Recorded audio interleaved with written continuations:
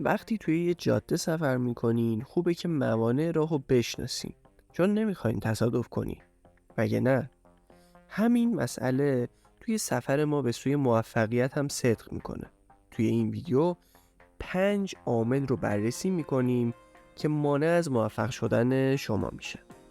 1. عامل ترس. ترس یکی از بدترین دشمنای موفقیته. وقتی که ترس ریشه های حساس خودشو دور شما میپیچه و شما رو به اسارت خودش در میاره، هرگز قادر نخواهید بود که به رویاهای خودتون برسید. ما باید با ترس خودمون روبرو بشیم و ببینیم که اصلا به چه دلیلی اونا وجود دارن. اونا رو به گوشه‌ای پرتاب بکنیم و رویاهای خودمون رو با اشتیاق شکست ناپذیر دنبال کنیم. 2. رغبت و بی‌علاقگی. بی پرده بگم، اون چیزی که بسیاری از افراد رو از موفقیت باز می‌داره عدم داشتن انرژی و انجام کاریه که باعث حرکت به سطح بعدی میشه. اونا به نقطه‌ای میرسن که احساس راحتی میکنن و سپس خودشون رو برای چرتی به درازای تمام عمرشون آماده میکنن.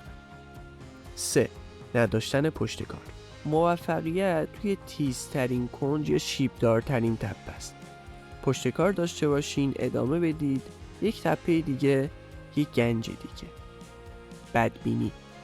نکته اینجاست که میتونید به هر چیزی که باور دارید برسید. از خودتون بپرسید که چه نوع افکاری رو با خودتون حمل میکنید. آیا خوشبین هستین یا بدبین؟ اگه باور ندارین که میتونید برسید، پس نخواهید تونست. 5. انتخاب افراد نامناسب برای گذراندن وقتتون. این عادت ما رو به راحتی تبدیل به محصولی از محیط میکنه.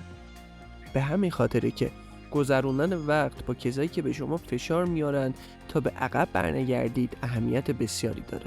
در مورد افرادی که اطرافتون هستن چه ایده‌ای داری؟